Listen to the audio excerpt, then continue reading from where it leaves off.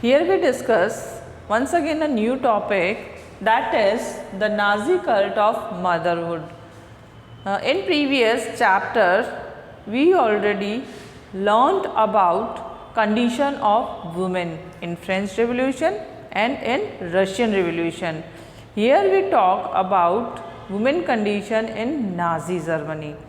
जैसा कि आपने पहले चैप्टर्स में पढ़ा था, वहाँ भी वुमेन की कंडीशन बहुत अच्छी नहीं थी। बिल्कुल उसी तरह से नाज़ी जर्मनी में भी वुमेन की कंडीशन बहुत अच्छी नहीं थी। अब हम देखते हैं कि जो मेन थे उनको कैसे रेडी किया जाता था, आयरन हार्टेड, यानी उन्हें मजबूत बनाया जाता था, स्ट्रॉन्ग बनाया जाता था।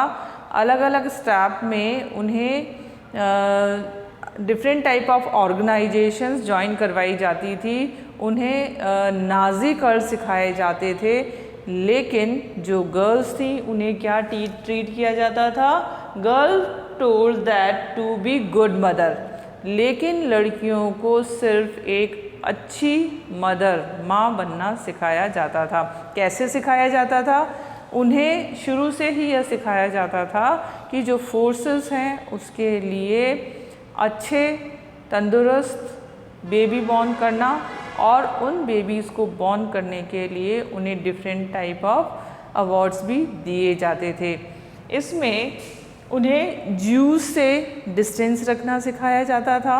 जो रशियंस थे और जो अदर्स थे उन सब के साथ डिस्टेंस रखना, और रेशियज्म ऑफ नाजी, यानी नाजी कल्ट को बनाए रखना सिखाया जाता था। यानी उन्हें स्कूल में किस तरह से एक अच्छी मदर को बनना है वो सब कुछ उन्हें सिखाया जाता था। उसके अलावा उन्हें कुछ बेसिक ट्रेनिंग्स दी जाती थी और उनकी जल्दी ही शादी कर दी जाती थी। Treated as second class citizen, जैसे आपने फ्रेंच रिवॉल्यूशन में एक्टिव और पैसिव सिटीजन्स पढ़े थे, बिल्कुल उसी तरह से यहाँ पे वुमेन को सेकेंड क्लास सिटीज़न के रूप में माना जाता था। यानी कि उनकी प्रायोरिटी बहुत ज़्यादा नहीं होती थी, बस उनका जो काम था वो उन्हें करना होता था। यानी कि जो फर्स्ट क्लास सिटीज़न थे वो कौन थे? यूथ, बॉयज़ थे, मेन थे, और सेकंड क्लास पे वुमेन को काउंट किया जाता था। अवार्ड्स एंड कंसेशन उन्हें उनके अच्छे कामों के लिए दिए जाते थे। अब वो अच्छे काम क्या हैं वो आप देखिए। ओनली वैल्यूएबल एज मदर, अगर वो एक अच्छी माँ बनती है तो ही उनकी वैल्यू होती थी, और अगर एक वो अच्छी आर्यन ब्लडेड या प्योर ब्लडेड नाजी बॉय की मदर नहीं बन पाती थी तो उन्हें पनिश किया जाता था।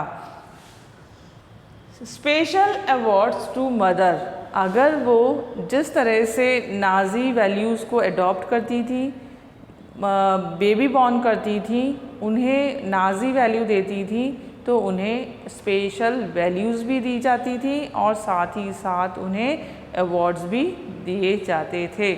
अभी हम देखते हैं कि उनको अवार्ड्स किस तरह से दिए जाते थे। 4 चिल्ड्रन, अगर उन्होंने 4 baby pure blooded Aryan born किया है तो फिर ब्रॉन्ज क्रॉस उन्हें दिया जाता था। ब्रॉन्ज मेडल, उन्हें मेडल नहीं होता था, क्रॉस होता था, क्रॉस उन्हें दिया जाता था। वहीं पे 6 चिल्ड्रन बॉर्न करने पे उन्हें सिल्वर मेडल दिया जाता था और गोल्ड क्रॉस दिया जाता था 8 चिल्ड्रन, यानी कि 8 चिल्ड्रन बॉर्न होने पे उन्हें गोल्ड क्रॉस दिया जाता था। और साथ ही उन्हें क्या किया जाता था, अगर उनका हॉस्पिटल में ट्रीटमेंट है तो उस ट्रीटमेंट की फैसिलिटी एकदम फ्री दी जाती थी।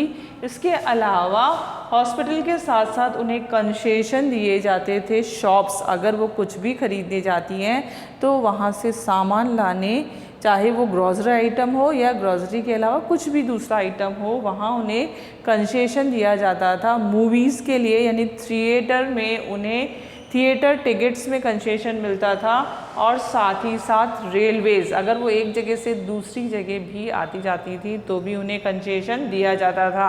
इसका मतलब क्या है कि if they were to be a good mother, अगर वो एक अच्छी माँ बनने के लिए तैयार है, अगर वो प्योर ब्लडेड आर्यन बॉर्न करती हैं तो उन्हें डिफरेंट टाइप ऑफ कंसेशंस दिए जाते थे। तो हम ये कह सकते हैं कि वहाँ पे वुमेन की कंडीशन सिर्फ एक सेकंड सिटीज़न की तरह से, सेकंड क्लास सिटीज़न की तरह से थी कि वुमेन को रेडी किया जाता था एक अच्छे प्योर ब्लडेड आर्यन को बॉर्न करने के लिए, और वो जितने ज़्यादा बच्चे बॉर्न करती थी, बेबी बॉर्न करती थी, उसके अकॉर्डिंग उन्हें अवार्ड दिया जाता था। ये कंडीशन वुमेन की उस टाइम पे थी। अब bronze, silver and gold for 8 और मोर चिल्ड्रंस।